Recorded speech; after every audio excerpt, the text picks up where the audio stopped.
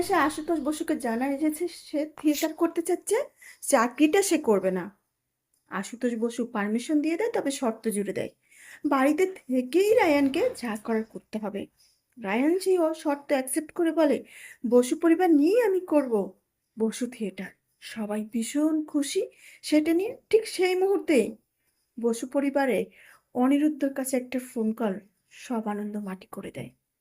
তখনই পারুল গিয়ে জানতে চায় কি হয়েছে। অনিরুদ্ধ বলে, চেয়ারম্যান স্যার রিজাইন করেছি, কারণটা জানি না, এখনই সবাইকে অফিসে যেতে হবে। পারুল, রায়ান, মল্লার আর অনিরুদ্ধ মিলে অফিসে এসে তারা যেটা দেখে সেটার জন্য পারুলটা মোটেও প্রস্তুত ছিল না। অফিসের 1% শেয়ার কিনে চেয়ারম্যান স্যারের জায়গাটায় বসে শিরিন। পারুলকে শাস্তি দেওয়ার জন্যই সংযুতার সাথে মিলে এই প্ল্যানটা করে সেই অফিসের শেয়ার কিনে নেয় শিরিন। কিন্তু শিরিন যখন পারুলকে প্রমোশন থেকে ডিমিশনে দিয়ে শিরিনের জন্য পারুলকে চা বানাতে বলে, তখনই পারুল বলে, তোর কাছে দিন আমি মাথা নত করিনি, করবো না, তোর আন্ডারে আমি জব করছি না। তারপরে পারুল রিজাইন দেয়। পারুলের সাথে সাথে এক একে রায়ান, মল্লার, অনিরুদ্ধ সহ এই শিকারী অফিসের আরো যারা পারুলকে পছন্দ করে শীত দ্বারা সোজা রেখে বাঁচতে চায়, সবাই রিজাইন দিয়ে দেয়।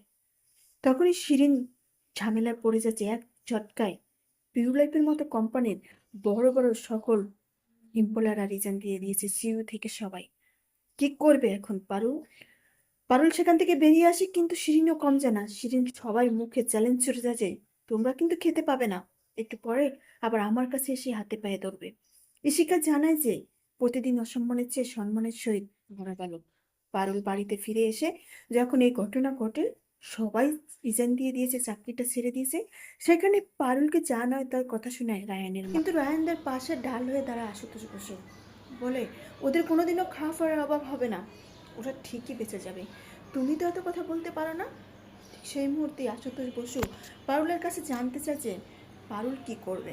কারণ পারুল অফিসে শিরিনকে চ্যালেঞ্জ করে এসেছে যে, এখান থেকে রিজাইন দিয়েছি ঠিকই, কিন্তু আমার চ্যালেঞ্জ শুরু হলো নতুন কোম্পানি খোলার। পারুল তখন চিন্তা করে যে কী করবে, তার উপরে এতগুলো মানুষের দায়িত্ব। পারুলকে ভরসা করে শিকারও জবটা ছেড়ে দিয়েছে। পারুল তখন খুঁজে পেয়েছে নতুন আইডিয়া। কারণ অর্গানিক সব ফসলের ব্যবস্থা করবে পারুল। সবার দুয়ারে দুয়ারে পৌঁছে দেবে অর্গানিক সব ফল, ফ্রেশ ফল, ফ্রুট, সবজি যা আছে। আর পারুলের এই কোম্পানির বেজ হবে তার ন্যাড়া গোয়ালে ফসল ফলানো হবে, সেটাই দূর দূরান্তে সবার কাছে পৌঁছে দেবে পিওর, একদম পিওর পাবে, যেটা পিওর লাইফকে বসিয়ে দেওয়ার জন্যই যথেষ্ট।